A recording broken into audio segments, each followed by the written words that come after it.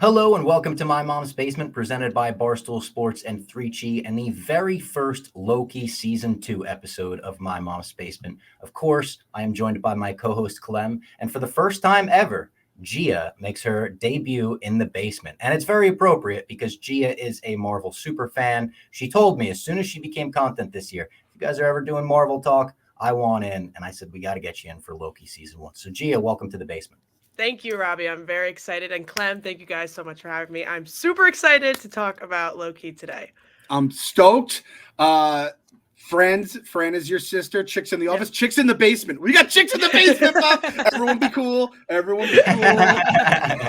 No, we usually don't have chicks in the basement, but this is a special occasion. And you've been a Marvel super fan for forever. Since literally forever. I mean, some of my earliest memories is going to see Iron Man in theaters with my dad and stuff. So I've loved Marvel. I mean, the past Phase 4 hasn't been my favorite, but I'm still holding out. I'm still going strong. So.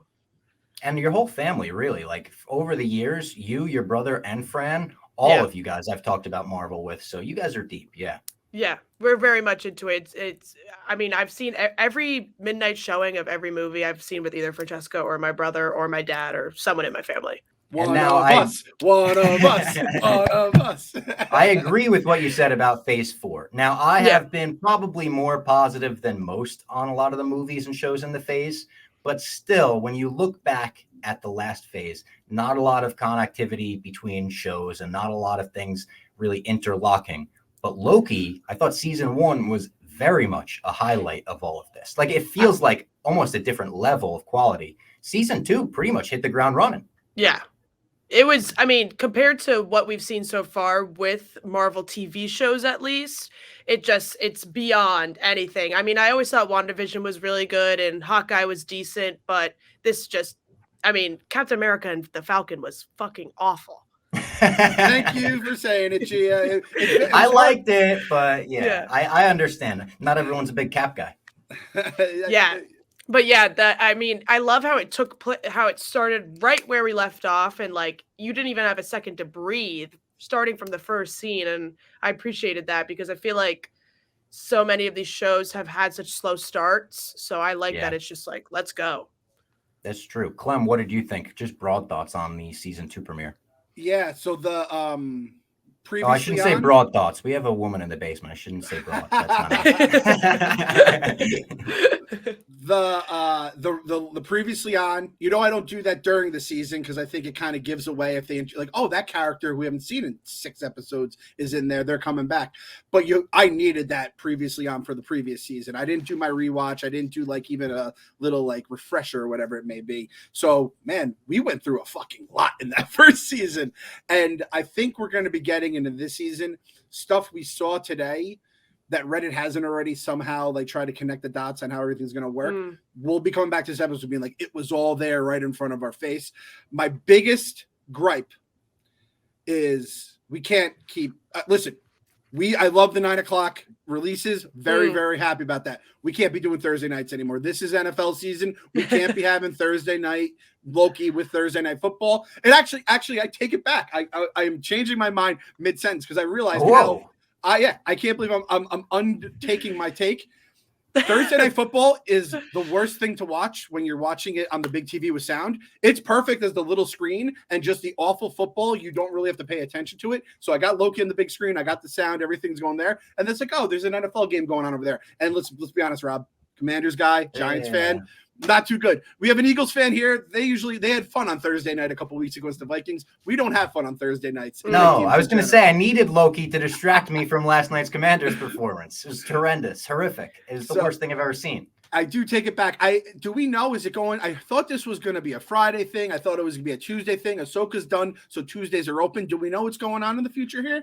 I thought it was going to be Friday, but I don't really know. It was initially, but then they moved it to the 6 p.m. California time, 9 p.m. Eastern Standard Time. I think that pushed it from Friday to Thursday. How did Disney, Disney's just made all their money and they don't have anyone with a brain in charge of anything. These 3 a.m. things were the dumbest things looking back. Yeah. And none of us who are all diehard Marvel fans know when this show is actually going to air. That's a terrible job by them, right? And it snuck up on us too. it being the same week as Ahsoka probably had something to do with it. True. But this was like out of nowhere. It was like, oh, Loki's back. Nick Hamilton, who's a huge Marvel fan, texted me and was like, wait, what the fuck? It's Loki Day? Like, I had no idea. And I don't even think they've done like a bad job marketing it, because I've seen commercials and ads on cabs and stuff, but it did just come out of nowhere. Yeah, just boom. It's like Loki coming out of that timeline. Like, he just appeared. It's like, oh shit, you're here now. Yeah. We do have a lot to get into too, so we might as well get into it. Yeah. I will say, funny thing that happened when I first started watching it. I had a little bit of, I hit my pen, so I was a little high. 3Chi, shout out 3Chi. Yeah. Yes, shout out 3Chi. And I watched season 1, episode 1, and I didn't realize for like the first like 4 minutes, I was like, oh, this is nice. Like, this is they're giving us some like background. Like, I do kind of forget what happened, and then about 5 minutes in, I was like, oh no, I'm just straight up watching the first episode all over again. So and that's like, where I was mentally. And yeah, then I was like, okay, here we go. Now we're really getting into it. No, it was a lot though. Like Clem said with the previously on, like it brought us through so much where I was like, oh fuck. Usually I feel like I have a good brain and I'm reminding Clem this happened, that happened. I forgot. I was like, Ravonna Renslayer. I forgot that name existed. What the fuck happened to that lady? So yeah, we have a lot to get into. We start on a huge Kang statue, the Kang statue that we ended the last season on. And now when we ended the last season, it seemed like Mobius doesn't know who Loki is. So we must be in a different timeline, multiverse, whatever it may be, universe. It doesn't appear that. It just seems like we're earlier on the current timeline. So he went back in time, slipped out of time somehow. He's running from the TVA, trying to get through to Mobius. And then he jumps into a ship, kind of like Anakin in Attack of the Clones, episode 2. Big prequel vibes. Totally. Yes.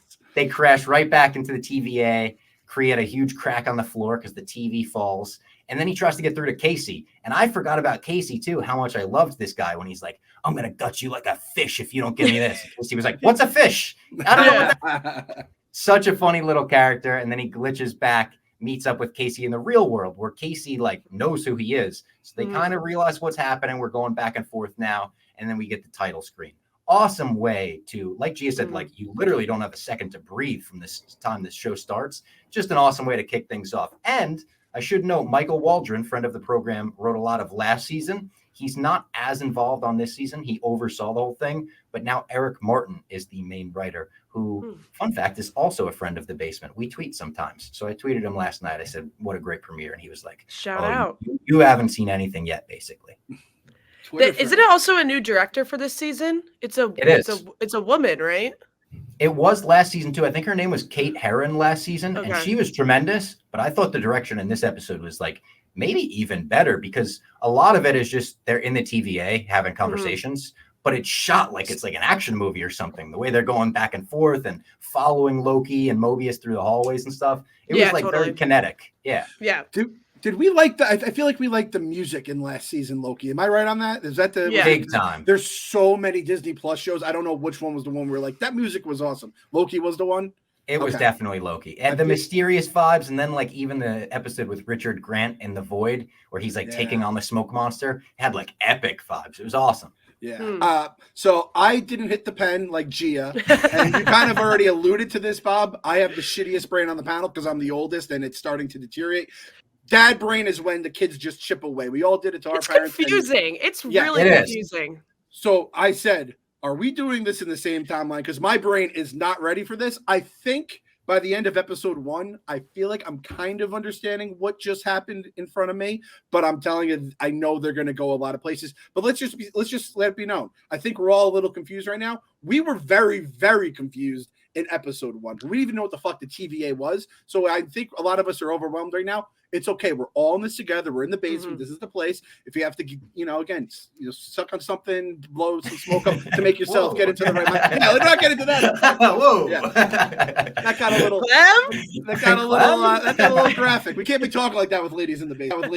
No, we gotta watch ourselves. Yeah. I don't know if it's just like the wood paneling and all the like warm colors in the TVA. But something about being back there, it's like a warm blanket. It was like, oh man, this like, it feels good to be back in a Marvel show that we could have faith in. We don't have to go in being like, is this going to be a hit? Is this going to be another like stinker? It's just like, we're back in this great show. I agree completely. Also, the cast I love, and you add obviously a great member, which we'll get to. But we go back with Mobius and B-15. B-15 was a character that got so much better over the first season, I feel like, and I've seen her in a couple other things recently. I really like this actress, and they're trying to figure out what's going on. They're also talking about what Loki revealed to them at the end of last season, where they're all variants and they all had lives and timelines outside of this. Everything's branching, everything's glitching. We meet a new guy, Hunter X5. Who he has a big part in a lot of the trailers. So I think he's going to be a big part of this season. He and seems like a Renslayer's douchebag. also, he seems like a total douche. Yeah. Renslayer's also missing. I don't even remember the last time we saw Ravonna Renslayer. I was going to say, neither do I. I really don't remember like what even happened to her. Was she just missing after they saw the time gods were fake? I feel like after they cut the head off, she kind of disappeared, but I don't really, I don't recall. So we saw her as the teacher. We got the pencil or whatever. I feel like she chose to walk through like one of those little like light doors or something. I could be completely way off. She might be with Kang too, because later in the episode we see that they do have a little thing. They have a good connection of some sort. What's that dude that we don't X5 or is that his name? X5, yeah. X5. He is such an asshole, dickhead hardo that I want to die. I feel like he's going to be a good guy in the end. Because, like, they don't usually draw those feelings at you unless they're trying to mess with you. Am I off on that? And the way he picked up the Mobius jet ski magazine, starts, like, picking on him for the jet skis. We love Mobius's fascination with jet skis. Like, don't come after our boy like that. Well, wasn't, it's X12 is the woman, right? B-15. Oh, B-15. It's so hard to remember. Can we assign these fucking ladies' names? Like it's like when can't we just name her Jennifer or something? Exactly. Yeah. The Force Awakens when Poe is like FN 2187. No, I'm just gonna call you Finn. Like let's do that to B-15. Give her a name. Maybe she could get her memory back and find out what her name was. Right. Maybe that'll be a thing that happens in the end. But yeah, I feel like she started off as kind of a hardo and now she's on Loki's side. So maybe that's what'll happen. The same with X5. X5, yeah. This is it's like we're talking about droids in Star Wars here. I know. Like R2D2, X5, B-15. Yeah, it's too much. And I can't remember. They didn't even say the names of those two ladies that were like on the council in the war room. Judges. Yeah. I was looking for one of their names because there was one I think was General Dox or Judge Dox or something. But the other I couldn't find a name for. Even I went on the closed captionings. I had no idea. Yeah. General Dox was I know that lady for something. Do we know what General Dox is from? Did anyone look it up? No. Is she the Austin Powers lady? So that's what I was thinking. You were thinking Frau Farbissina, right? I was thinking the same thing. I'm like, she has the vibe of Frau at that table. Totally. She is what's her name? I want to get the name right so all the diehards don't get mad at me. Lysa Arryn from Game of Thrones, aka the breastfeeding mom of Game of Thrones. Oh my god, with the older kid. Her and they like live 10-year-old son with Robin, with Robin Arryn, and the moon door. They push him down the moon door. Her and Littlefinger. We won't do too many spoilers for the people who haven't gotten into Thrones. I would actually say some really crude stuff, but we have a girl in the basement today. But that was a very weird relationship. So weird, right? That was she's got a weird relationship with X5 later on. The way they like put their heads against each other. Yes. That was weird. Are they a thing? Is he breastfeeding off her?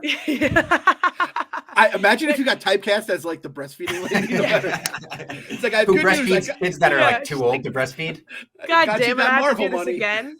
Yeah, that's hilarious. They definitely I did had think some she was sort a lady of from Austin Powers. Some sort of weird lover relationship. I don't know if it's like a mother-son type of thing or a boyfriend-girlfriend type of thing, but yeah, that made me uncomfortable watching them. And I think it made B-15 uncomfortable too. She was looking over like, the fuck are they doing that for? Yeah, like get a room. Get a room. Loki sees the old Judges Council in the past. So he's the whole episode going back and forth, glitching in and out of the past. Almost like Across the Spider-Verse, how they glitch in and out of the universes there. It looked very cool visually. That was another thing about this episode. Marvel has been hit or miss on VFX lately, but I thought they were all pretty good in this episode. There was no VFX scene where I was like distracted by how bad it was or anything. Yeah. But he sees the old.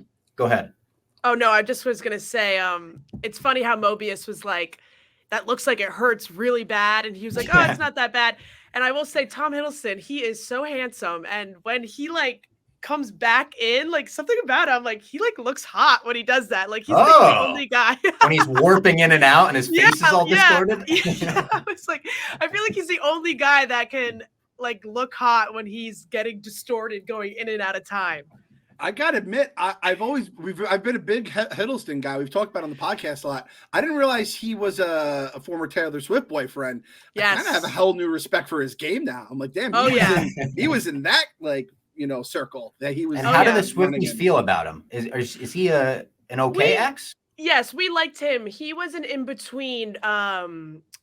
She was dating Calvin Harris, broke up with him, got with Tom Hiddleston for a little. They were a brief fling, and then she went to Joe Alwyn. So you guys should listen to the song Getaway Car. He was right before her long-term relationship. Years. Yeah. And the song Getaway Car about Loki? It's about Tom Hiddleston. Yep. So it's like he's in the getaway car. Like, I needed to get away from my last relationship, got in with him, but it kind of happened so fast, and we're stealing money, we're running away together, but this relationship is kind of like just a fling. Gotcha. Look at the basement, diversifying our like music knowledge. Robbie's listening to Oasis. I'm getting my like sports things, and we just got a little Taylor Swift impression for the people out there. Nice. That's right. Our demo is blowing up in this episode. Blowing up. Robbie, clip one of that clip there and put Taylor Swift, all the SEO stuff to make us go viral on TikTok and YouTube. Tom Hiddleston, Loki, Taylor Swift. It'll be like Getaway Car lyrics explained, something like that. So Loki sees in the old judge's council room, there's a ton of Kang faces, just like there's Kang statues out there, revealing at some point Kang was open about running the TVA, and then he wiped everyone's memory and made him think that it's the Time Lords, Time Gods, whatever. He even hears old tapes of Ravonna talking to Kang. They do the for all time, always. Sounds like a little romantic connection is going on in the voiceover notes or whatever. And in the comics, they do have a romantic connection. They are like a full thing. So I think they'll probably go there. It'll be interesting to see like which Kang is she with, though, because there's 1,000 Kangs out there. They killed the He Who Remains. The other Kang got kicked into whatever by Ant-Man. Is she with like the main Kang? Is she with a random Kang? Does she not even care? Is she like, I'm with all Kangs? I feel like at this point, I mean, how does she even tell the difference? They all look the exact same. So, and I feel like it's gonna get really confusing in the future trying to keep up with who's who. I mean, even Mobius was like, who the hell is He Who Remains? Like, what kind of name is that? Yeah. As he was explaining that, and he's explaining He Who Remains and the Kangs and everything, I'm like, this makes sense to me. But I know what's going on. I'm trying to like listen to that as someone that hasn't seen all the comic books and read all the theories and everything. And I'm like, holy shit, he sounds like a legitimate madman right now. Also, I know they can't like reshoot the whole season because of the Jonathan Majors controversy in real life. But I did think them adding Jonathan Majors to the Marvel logo at the beginning was a sign of how they feel about how that court case is going. Right. I think they think it's going to swing in his favor, and they're kind of leaning into it at this point because they did add just like a Guardians 3 clip and a clip of Jonathan Majors in the Marvel Studios logo. I mean, Robbie, Gia blogged it. You saw him. He stopped two girls fighting, a completely random appearance. He just happened to get there at the right time. And was straight up like a stage actor from like. No! Don't go down this path. You're better than this. Yeah, it was like a West Side Story audition. It looked like it was unbelievable. One of the most still my favorite part is the person holding their laptop front facing so they could record it with their laptop webcam. It's so ridiculous. So funny. By the way, I saw Gia had talked about with this Loki stuff. We're all in agreement here. I need Kang at some point to show up, like Big Daddy Kang, Main Kang, whatever we call it, Renslayer's dude, and I need to see him murder someone. That performance in Ant-Man, I have a bad Kang taste in my mouth right now. Yeah, it got taken away by ants and shit. It's so foolish of Marvel to have. I mean, I love Ant-Man. I love Paul Rudd. I thought Quantumania was not that good, but I loved the first Ant-Man and the Wasp and the original Ant-Man, and to have him be the one to defeat Kang, like, just doesn't check out to me. Why even defeat him in the first one, like let him win. Yeah, I Let him agree. trap Scott in the quantum realm again, or something like. Let him kill somebody. At the very least, Robbie, like in a wrestling, like a disqualification or a count out. Like, just don't have him beat him and let Don't it have be him lose. Yeah. Even though the answer is super smart about, I get all that. It just looks bad when you're big bad. Vince McMahon would be puking if he saw that's how you introduce your new villain. Is he gets beat by ants? It's just a tough look. Yeah. He's got to win in the first appearance, be intimidating at least, make us think like this guy's gonna fuck us up. Yeah, I wonder if they didn't want to go down the path of Thanos, like how Thanos won in Infinity War, so maybe they didn't want to have that same, because maybe people were expecting that, because I feel like I was kind of expecting it in the end for Kang to win, because I saw him as like probably the most powerful villain of the Marvel universe, but yeah, just to have him carried away on ants was just so silly that I feel like they need to really push Kang in Loki now to make people like actually scared of him. Yeah, you're maybe right. They'll be like, that was a bitch variant. They were like, that variant was he wasn't shit, like the real Kang's here. Yeah, because even the bad guy in Guardians, I thought was 10 times better than way Kang. better. Which also they did a cheat code where they have him kill like cute animals, and you're like, that motherfucker, rip his face to shreds. Yep, that's facts. Maybe. Hey, and listen, I love animals. I don't want to see him die, but maybe that's the answer with Kang. Just have him like run over a dog, and I'm gonna hate that guy more than I've ever hated anyone. Yeah. Poor Eddie, our guy Eddie in Barstool, like he just doesn't seem to be a dog guy, and was like, he's the worst person ever created. Like, good thing that if Eddie's stuff goes viral, like Big Cat stuff, he'll be the biggest villain at Barstool at this point. Yeah, that's true. You raise a good point too, Gia, because like Thanos took some L's early in his time as a villain, but it was just because he was too lazy to do it himself. He was like, I'm not leaving the couch. I'm going to send Ronan to do my thing against the Guardians. I'm going to send Loki to Earth. And then finally he did it himself. Our guy Kang was like, I'm going to do everything. And he got washed. Just a bad look. So I'm going to say it. I'm going to call it now. Episode 1. I forgot his name already. And Robbie, I'll be honest with you. I forgot he was even a character until like the end of the episode. What's the dude that had the fish guy that we were talking about? Casey. I think you have to kill Casey. He's the closest thing we have to a pet in this show right now. I hate to do it. Right. I think he might be like, I think he might be a little special. That's all I'm going to say. I think he's like not all there. So I think that will really like, galvanize us as fans. Be like, this guy Kang has to go. He killed Casey. He didn't even know what a fish was. Just Casey not or OB. B15. What? B15? B12? B15, but not B15. OB, the new guy. Yeah, OB is. That's too much. Too much. Don't you touch a hair on his head, Kang. We'll get to him. So in the future, they're listening to Loki reveal that they're all variants. All the judges are talking about it. They're like, you stopped the command of pruning, is it? Yeah, pruning. Stop pruning people. What the fuck? But the one judge that respectfully has a weird look about her, she is on B15's side. She kind of believes her, so she's like, okay, she does order them to stop pruning. Loki finally appears in front of all of them, and he starts like telling them about Kang. He sounds crazy at first, but then he reveals the wall, which like Kang could like just slap flyers over everything, but not destroy what was there prior. Very funny. But there's still Kang faces and shit. Starts telling Mobius about Kang. He's like, he said he was the devil. He said that like we killed the devil. I think he might have been right. He said he made sense. We like got to the man at the end of time and he actually made sense. All of this actually put on the feeling that you got at the end of Quantumania, where he starts having that like existential crisis of like, but wait a minute, I don't think we killed him. I think he might actually still be out there. So I liked this. And the other judge, again, has a weird thing with X5, but wants him to find Sylvie. So it seems like all the TVA agents, that's going to be their mission in the next couple episodes, find Sylvie, just like it was in the first season. But everything about Loki telling Mobius about what happened and calling the fight between him and Sylvie a draw. He's like, it was a draw. Yeah, she kicked me through a time door. It was a mutual breakup, basically. Yeah. Very, very funny. And the dynamic between Hiddleston and Owen Wilson is like, they might be the best friendship in the MCU at this point. Oh, I'm so obsessed with them. Their dialogue and the way that they like feed off of each other is so funny. It's I never in a million years would think that Owen Wilson would be such a great fit in something like this, but he's just perfect. I was thinking about that as I watched them interact, and I'm like, there is part of me, it's like, could Owen Wilson have been a quote-unquote bigger character? I don't know how big Mobius is in the comics, but I'm like, I kind of like him exactly where he is. we don't need to introduce that many new characters. There's probably not a ton that are left. I don't think he fits any Fantastic Four or X-Men. And I'm like, yeah, they just get it. They just get it perfectly together. You guys just talking through this actually also made me realize before season 1, Robbie, even on the pod, I was like, listen, I love Loki. He's a fucking trickster. He's the god of mischief.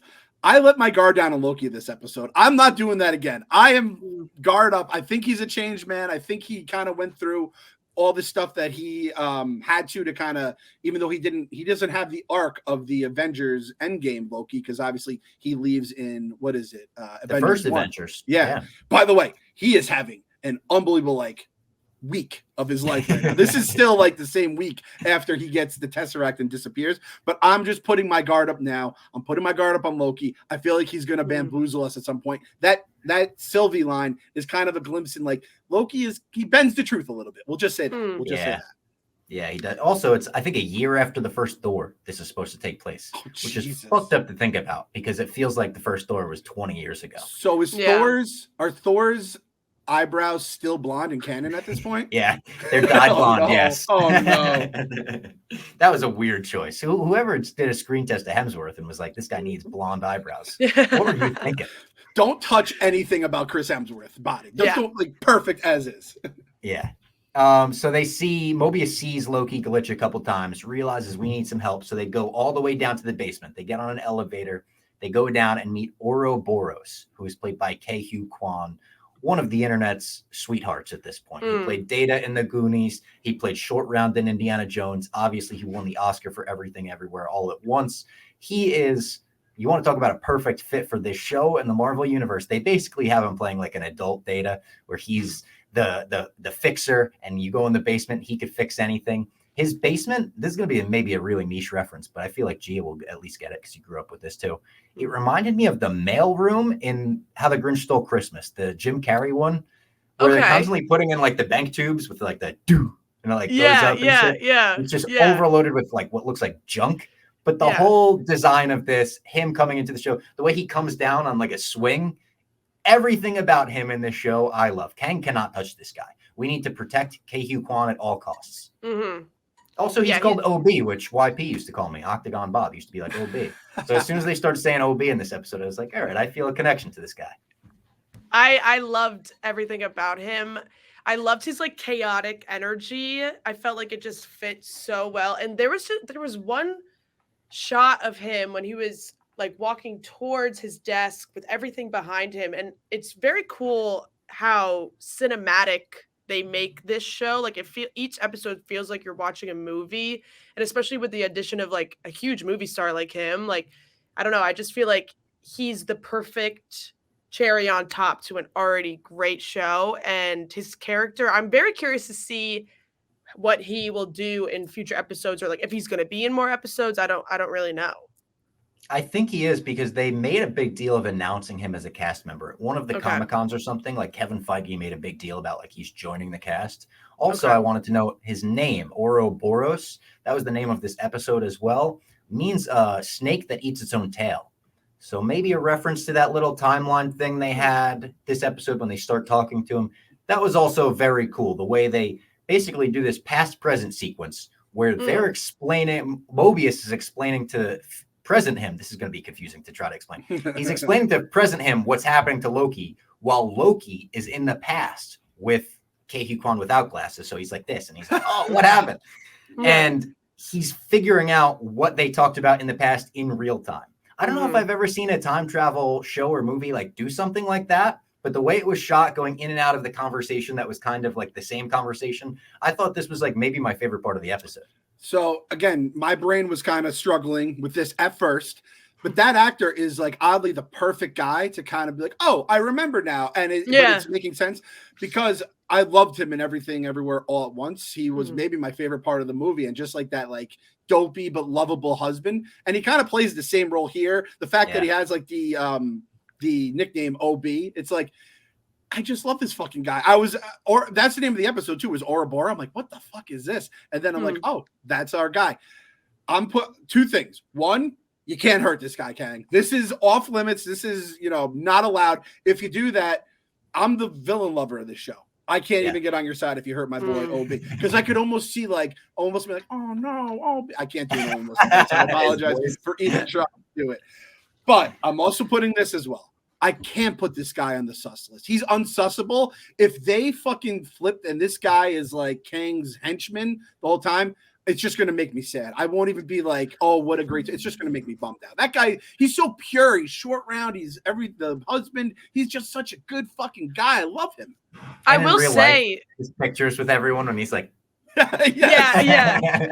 The selfies are so cute. But I will say, not to jump too much ahead, but when they're trying to pull Loki out of whatever, and he has to push the big red button, I kind of got like a little bit of a vibe that he might not. Yeah, a little sus vibe, because they like give him 2 more seconds. I will say he went like 3, 3, 3, and then eventually did it.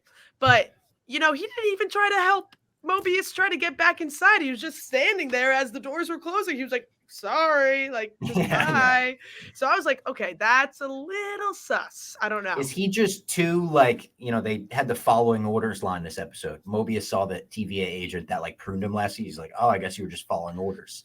Right. Now, OB says he wrote like the TVA handbook or whatever that's on everyone's desks. Is he just so brainwashed that he's like that we have to follow orders at all costs guy?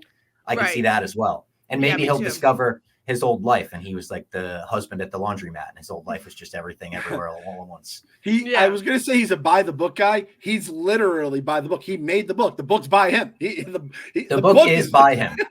He also has that great scene where it's like right after this, where he's like, all right, we got to walk to the temporal loom room or something like that. That he makes the whole machine to help. A lot of fancy words being thrown around, mechanical, magic, time travel words. But when he throws the book in the air and just behind him, and Loki like catches it and starts reading it, I was like, holy shit, what a great scene. They do the whole walk and talk with him. They get the extractor. And like Gia said, there's this like sequence where they have to press a red button, and then Loki has to prune himself within a couple seconds of that. Yeah. And then this is where I got really confused. Yeah, I watched the episode once, and then I watched like a breakdown of the episode just to make sure I kind of knew what was going on here. But even in that, there's a sequence of events that has to hit at the right time.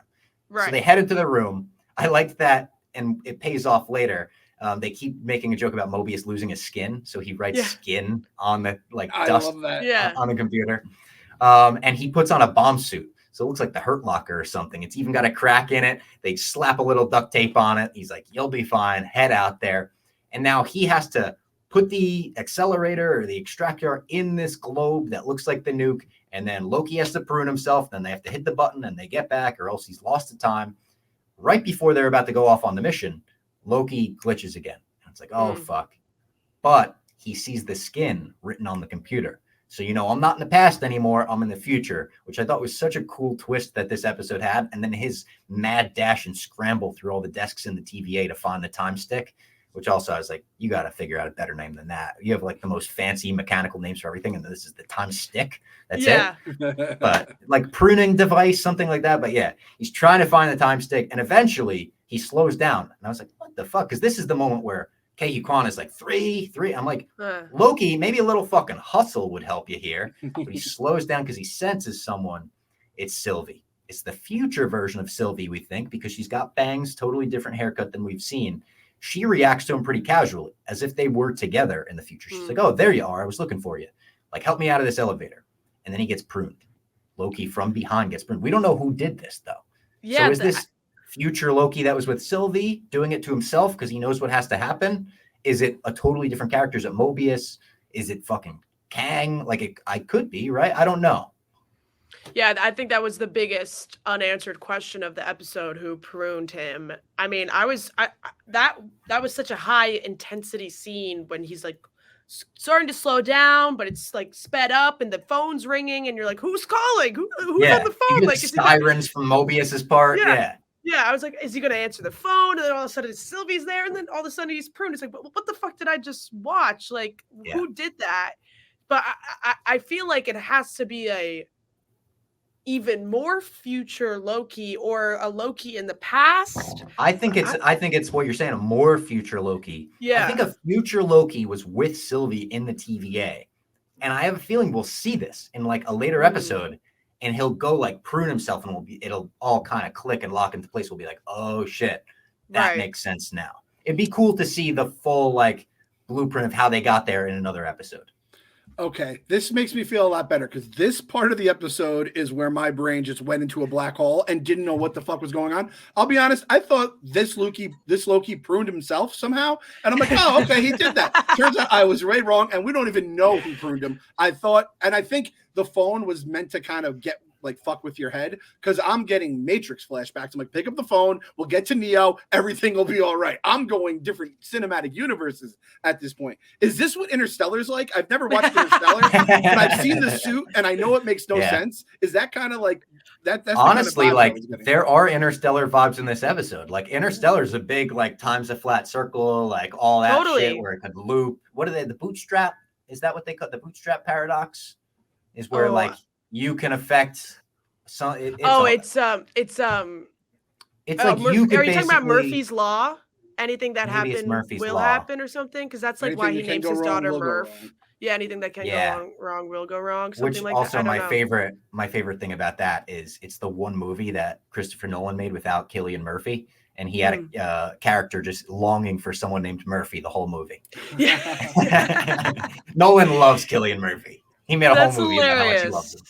I will say that whole scene where they're explaining the branches, I know it's a ton to tell us to, get us to mentally understand and digest.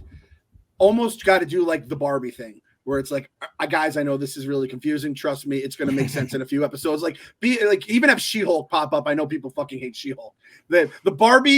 The Barbie haters and the She-Hulk haters are just one circle in a Venn diagram for the most part.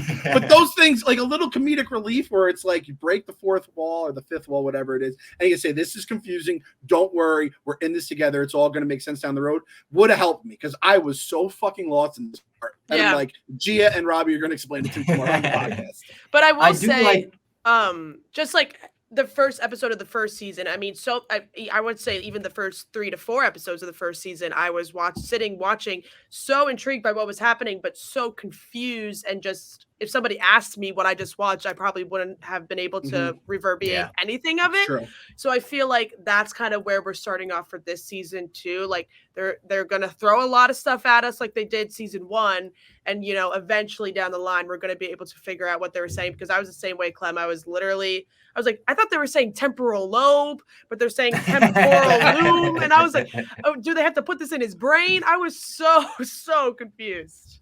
Yeah, I liked how visually it kind of looked confusing too. In that void or whatever that Mobius was in, how they show the timeline is almost like a rope with like a bunch of strands like peeling off of it. It looked chaotic and messy, and I like that because that's how it felt too. Everything about the way that they have the timeline as a branch and it branches off, even last season, I thought that was really cool, and really cool the way they handled it. But he does slip into the future, or I guess at this point, the past Loki slips into the present. And he like goes like 90 miles an hour at Mobius. They basically save each other. They're alive. And then the TVA is going after Sylvie to like end the episode, but we do get a post-credit scene. In the post-credits, Sylvie shows up in Broxton, Oklahoma, which is where she first showed up in the series. The first time we ever saw Sylvie, she was on a farm in Broxton, Oklahoma. Broxton, Oklahoma is a big part of the comics because that is where they make New Asgard in the comics. Where we saw in the movies, they made it, I think, somewhere in like Europe or whatever. Yeah, when they go find Thor, Finland or Sweden or something, Norway, something like that. Yeah, but I think, if they're going to Broxton and it's such a big part of the comics, maybe a new Asgard can form here or something. She goes into a McDonald's. She's like, give me something that I don't have to kill, basically. She's like, nothing with rat in it, nothing with vermin in it. The guy's like, you could try chicken McNuggets if you'd like. And it's, I think, 1982 or something. So she sees a couple. She stares at the couple for a while. Makes you think she's missing her man Loki. And then I think later on she'll get a job here, because we saw in the trailers and stuff, she's wearing a McDonald's uniform with like a visor and everything. And she's got the new hair in the trailer. She got bangs. So that'll Right. differentiate between the two Sylvies. Great post-credit scene, just in me being like, well, I'm excited to see what happens with Sylvie because we got basically no Sylvie this episode. And I like post-credit scenes in my Marvel stuff. Not every time, but a big premiere like this, it's nice. It's like a little dessert. I didn't know there was a post-credit scene, Bob, until your tweet. Because I made sure to put it in my tweet because I figured some people might shut it off. I've gotten conditioned to this point. I mean, Secret Invasion, do we have any post-credit scenes? No, I don't think so. Not even in the finale. We thought the finale was a lock. Post-credit scenes were basically Nick Fury's time to shine. They made a Nick Fury show and didn't put him. I'm going to get very angry talking about Secret Invasion again. And you know what? I have fellow people that were with me on this. I know Gia's with me in terms of the Secret Invasion hate right now. Hated the show. Let's breathe it out. We're back. We have Loki. We had a post-credit scene. Not only do we have a post-credit scene, we had a McDonald's in the 80s scene. And listen, you guys were a little young you guys weren't around back then. Young, yeah. I was born in 98. Not even. I was an afterthought. Did your parents even meet in 1982? Did they even know each other in 1982? My parents knew each other, yeah. My parents graduated high school together in 1980. I think my parents knew each other. I don't... Wait, your parents graduated high school in 1980? Yeah, I think so. I think that was the year. Oh, wait, no, that makes sense. That makes sense. Yes, yeah. No, that makes sense. Yes, because my mom graduated college in 86. So my parents might have knew each other, but probably not. So that's what we're talking about. But I remember like the 80s McDonald's, those menus. I don't want to see the prices. They probably are so just like, like right now, you go to McDonald's, like the cheapest thing on the menu is like $2.50. It drives me nuts. It's the bananas. cheeseburgers aren't even $1 anymore. They're $3. Yeah, there was a $1 menu. We used to live. This country used to make things. It used to be $1. It was the best. So I love seeing that. And they stuck in the new chicken McNuggets. I appreciated that. Yeah. And I love that Sylvie says she wants to try everything on the menu. Bob, you're the promoter. You're the marketing mind of this podcast. What do we have to do to get you to try every single thing on the McDonald's menu? What kind of subscriber number do we have to hit? We have Gia slapping people around on helping the baby try to get 50,000 viewers. Who do we have to slap? You don't have to eat everything. You just have to try everything. And I'm not talking about the burgers. I'm not talking about every single like chicken. You have to try every sauce. I don't want to pay every for shake. it. Do you not like McDonald's? I don't want to pay for it. I like McDonald's. I would pay do for McDonald's. No, I like McDonald's. I had it yesterday, literally. I will say the chicken McNuggets have slipped in recent years. The chicken McNuggets are not what they used to be. I don't know what happened there. McDonald's needs to get on that because it's just it's strange. Yeah, they are. I used to get a 10-piece. Then I got a 6-piece. Now I'm down to the 4-piece and a couple burgers because I want the taste of a McNugget, but I'm disappointed every time. I would try everything on the McDonald's menu if it was, 1, paid for, and if 2, we get the 50,000 subscribers. That was the year-end goal, which we're not too far away from. We're at like 46.9 or something. We're close. Okay. So if it gets, maybe Kelly Keegs can work her connections. President Kelly Keegs, who got McDonald's for the whole office one day. That was huge morale booster, huge, great move by the president. Maybe she works her connections, throws like a Taylor Swift thing in there. We could make a video for them or something. Boom. Okay, so that's it. So, and I'll Gia, you're more than welcome as well. Now we're not. Yeah, we can do it together. We're not eating. We're not eating a burger. We're not eating like every single thing on the menu. We're gonna just try everything on the menu. So it's like I can't. I don't even want to think about how much calories are in an entire menu of McDonald's. I had a buddy in college who once ordered the left side of the Taco Bell menu. It's one of the most incredible things I've ever seen. The left side of the Taco Bell menu. I want the left side of the menu. They just made him, and he was an offensive lineman, college football player, so he could build that. I think we all try it, but we're trying everything, folks. We're trying the sauces. We're trying all the desserts, all the different kind of milkshakes. We're trying all the burgers, the chicken, whatever new item maybe out. We have the special Loki sweet and sour sauce out there. They do have that now, yeah. So yeah, if President Keegs or any of the listeners can think of ways where we can get McDonald's, we'll make a video of it, obviously, and we have to get to 50,000. So you guys have to help us get it to 50,000, and we have to figure out a way to pay what? What do you think that is? How much do you think the entire menu of McDonald's is? Just one of everything. $1,000? No, not that much. Can't be. You think? It's the new menu though, Bob. The new. Are we doing one of each? Are we doing one of each? Yeah, so we'll get 1 hamburger, 1 quarter pounder with cheese, 1 Big Mac, 1 4 nuggets. I think like $250. That's I guess the other question. I think it'd be like that. And then you have to think about the hospital bill that we're going to get after. Yes, that might add up a little bit. The diabetes medication that we'll need after. Soda alone is going to be a problem. Yeah. Which, by the way, did you guys know that whole Super Size Me thing was like, it was practically a scam? Like that guy was apparently like super unhealthy otherwise. Oh. And like I think he was on drugs at the time. And they're like, this guy was so unhealthy. It's like, yeah, he was binge drinking after his supersized McDonald's meals. That's hilarious. Yeah, I read about that. Did not stop any kid from trying McDonald's. It just made all the kids in my health class to be like, why don't they do supersized meals anymore? It's bullshit. Yeah, they killed the supersized meal, which, fun fact, I always tell my fun fact, they made it from Jurassic Park, was how the birth of the supersized meal. And then some jerk, like a great movie births it, and a goddamn jerk who made a movie killed it. It's fucking poetry. It rhymes, right, Bob? It is. That was Loki episode 1, though, season 2, episode 1, and a little bit of season 1, episode 1 from Gia as well. Gia, we'll have to get you back in the basement to talk about Loki throughout this season too. I would love to do that. It's going to get crazy, and we're going to need help getting through it, I think. Yeah, I'm very excited to see how Sylvie and Loki's relationship goes on from here, because the Sylvie that's in Oklahoma is the Sylvie that killed Kang, correct? Seems like right afterwards. Yeah, I was trying to figure it out. Yeah, right. She got the short hair. She's in the same outfit. Yeah. Right. So people kind of think it's weird that they like each other. I kind of love it. I'm a sucker for a good love story, and I think it just explains Loki perfectly that the only person that he would fall in love with is himself, basically. Yeah, I like it too.